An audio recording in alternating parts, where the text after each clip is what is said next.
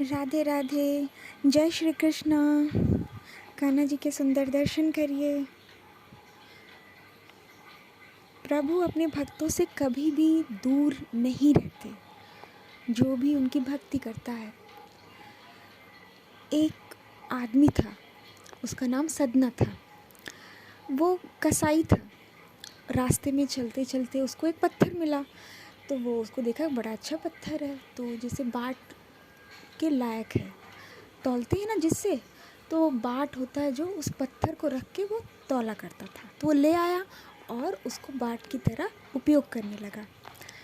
और उस बाट का चमत्कार भी बहुत अधिक था। धीरे धीरे गांव में ये बात फैल गई उस चमत्कार की। चमत्कार ये था कि जितना किसी को सामान लेना होता था उतना ही वो तौल देता था।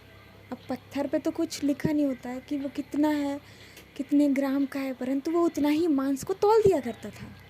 ये बात सबको पता चल गई। तब एक पंडित जी आए और सुने कि चमत्कारी है, चलो चला जाए देखने। तो आए, दुकान में देखा उन्होंने, तो देखते ही वो पहचान गए कि ये पत्थर क्या है, कैसा चमत्कारी पत्थर है। वो पत्थर शालिग्राम था। और देखते ही वो क्रोधित भी हुए कि ये शालिग्राम पत्थर रखा है और इसको तनिक भी विचार नहीं है कि इससे मांस तौल रहा है और बहुत पाप लगेगा। तो वो उससे कहते हैं और तुरंत उससे वापस ले लेते हैं।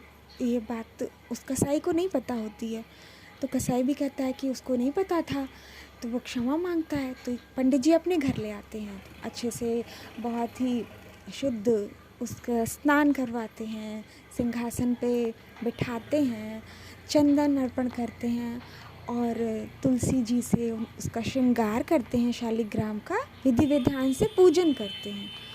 और रात्रि हो जाती है। रात्रि में भगवान सपने में आते हैं। तो भगवान श्री कृष्ण कहते हैं कि तुम मेरे जो जहाँ था मैं वहीं रख जाओ, क्यों ले आए मुझे वहाँ से। तब उसने कहा कि वो मांस तौलता है। कहा कि नहीं, तुम वहीं रखा, मुझे यहाँ अच्छा नहीं लगता। मुझे उसके घर वहाँ बहुत अच्छा लगता है। जब वो तौलता है तो मुझे ऐसा लगता है जैसे कोई मुझे झूला झूला रहा हो। तो कहते हैं, तो पंडित जी सुबह उठते हैं और देखते हैं उनको स्वप्न का स्मरण होता है। तो वो वापस जाते हैं और उस दुकानदार को, कसाई को दे देते हैं। तो कसाई बहुत रोता है कि उसने ऐसा किया, उसको नहीं पता था। उसके बाद वो उस व्यापार का त्याग करता है। जब उसको पता चल गया कि ये सत्य नहीं है, ये अशुद्ध कर्म मुझसे हो रहा है, तो मुझे ये नहीं करना चाहिए। और भगवान मेरे साथ थे इतना होने पर भी, और वो प्रभु का भक्त भी था, पूर्व जन्म का भक्त था। प्रभु इस माध्यम से उसके पास चल कर आए और वो ये नहीं देखे कि वो कर्म क्या करता है, क्योंकि उसका मन शुद्ध था, भगवान के प्रति समर्पित था।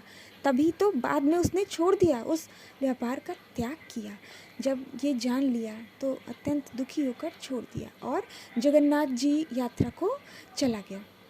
अब जगन्नाथ जी यात्रा में जा रहा है, तो रास्ते में एक गांव रहता है, तो वहाँ पे एक स्त्री रहती है जो बहुत मोहित हो जाती है।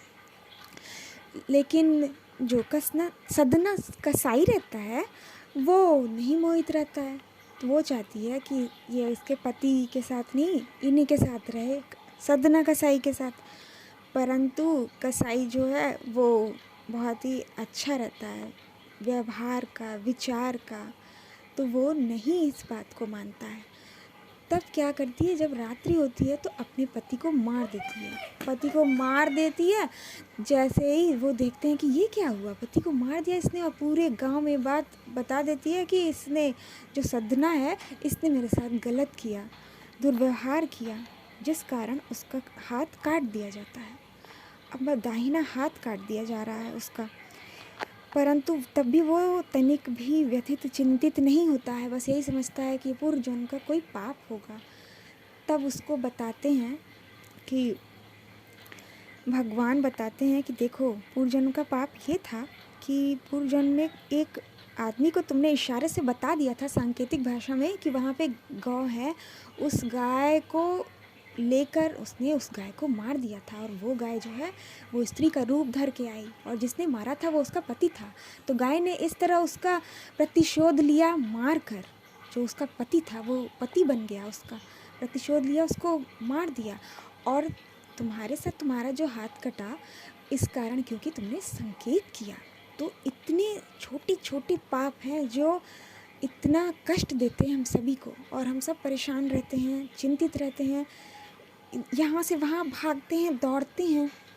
पता चलता है कि ये कर्म नहीं करना है, ऐसा नहीं रहना है, भगवान के आगे रहिए, उनकी भक्ति करिए, तो वो सब ग्रहण कर लेंगे, सारा दोष मिटा देंगे। परंतु तब भी हम परेशान रहते हैं, तब भी आपको ऐसा लगता है कि नहीं, आप पर कुछ बुरा हो जाएगा। नहीं, बुराई को समाप्त किया जाता है। ये हम नहीं जानते हैं, आप नहीं जानते हैं कि आपने क्या कर्म किया है, क्योंकि कोई है और वो स्वयं की रक्षा कर रहा है, और आप बता देंगे कि वो वहाँ है, तो ये भी पाप है। कहते हैं बुरा न देखना चाहिए, न सुनना चाहिए, न बोलना चाहिए। इस प्रकार वो जब जगन्नाथ जी की ओर जाता है तब सोचता है कि कैसे जाऊँ। तो भगवान आदेश देते हैं और पालकी भिजवाते हैं। पालकी आती है मंदिर से, उसको बैठ के जगन्नाथ जी के पास जाता है, प्रभु से दर्शन देते हैं, और वो परम धाम को चला जाता है। क्योंकि वो पूर्व जन्म का भक्त था और उसने बुरा कर्म किया, तो ऐसे कसाई का जन्म मिला उसको, जिसके कारण उसे अशुद्ध का व्यापार करना पड़ा। मांस स्वयं भक्षण करना और दूसरों को करवाना ये भी अपराध है, पाप है। परंतु जैसे उसको पता चला कि ये अपराध है, तब उसने तत्काल इसका त्याग किया। तो यही धर्म है, यही आपका मन शुद्ध है, आपका अंतःकरण शुद्ध है, आपका मन, आपका विचार, ये सब शुद्ध है कि आप उसको त्याग दीजिए। कि भगवान सदैव सबके साथ रहते हैं, परंतु जब बुराई रहती है तो नहीं देख पाते हैं। ये प्रभु की लीला थी कि पंडित जी के घर गए और वापस आए, क्योंकि उनको वो स्वप्न देना था कि उसके यहाँ बहुत अच्छा लगता है, मुझे उसके यहाँ ही छोड़ दो। तो एक सहजता से उसने उस व्यापार का त्याग किया। तो इसी तरह अपने भीतर की बुराई भी सभी को समाप्त करनी है। प्रभु की भक्ति करते करते वो सब समाप्त होती जाएगी आपके भीतर। प्रभु का नाम जपते जपते, उनका स्मरण, उनका ध्यान करते हुए, और उनकी अनंत सुंदर लीलाओं का ध्यान, स्मरण, श्रवण करके, श्रवण भक्ति इसको कहते हैं, स्मरण करते हैं तो स्मरण भक्ति कहते हैं उसको। और दर्शन है, आप जो भी कर्म कर रहे हैं प्रभु को अर्पित कर रहे हैं, तो ये सारी बातें प्रभु तक आपको पहुंचा रही हैं।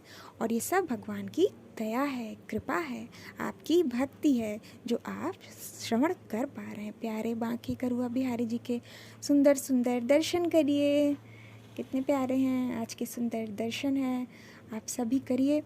और यही अहिंसा है कि किसी को किसी भी प्रकार नहीं प्रताड़ित करना, किसी को बहुत अधिक ऐसा नहीं वचन बोल देना कि उसको कष्ट हो जाए, कोई भी बात नहीं कहनी।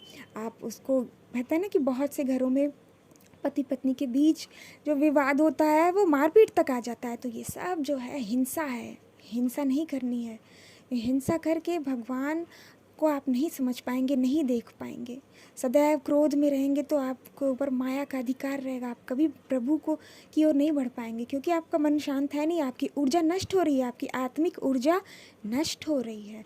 तो इन सबको सहना होगा। ये जो अहिंसा का भाव है, दया का भाव है दूसरों के प्रति, वो स्वयं भगवान कृष्ण का भाव है। और ममता आप कर रहे हैं प्रभु से, तो आप उनकी ओर बढ़ते जाएंगे, और संसार की ओर करेंगे तो मोह में बढ़ते जाएंगे। तो भगवान से प्रेम करिए, कृष्ण भगवान से प्रेम करिए, कि प्रेम से ही प्रभु रीझते हैं कि आपने जो भी किया आप उनको बताइए, जो भी बुरा है उसके लिए क्षमा याचना करिए। क्षमा याचना करके उसके बाद वो कर्म पुनः नहीं करना है। और यदि हो गया आपसे, वो पुनः भूल हो गई है, तो आप तत्काल उसका भी क्षमा याचना करिए। इसलिए कहते हैं कि प्रतिदिन क्षमा याचना करिए। सदैव ये ध्यान रखिए, इस सावधान की स्थिति में रहिए कि आप प्रभु के भक्त हैं, आपको भक्त बनना है, भक्ति करनी है। इसके लिए कान्हा जी का स्मरण करिए, सदैव उनको अपने साथ अनुभव करिए और जो भी बुरे कर्म हैं उसका त्याग करिए कि मांस, मछली, मदिरा, पान, गुटखा ये सब का त्याग करिए। ठीक, बहुत सारा प्रेम। जय श्री कृष्णा। राधे राधे।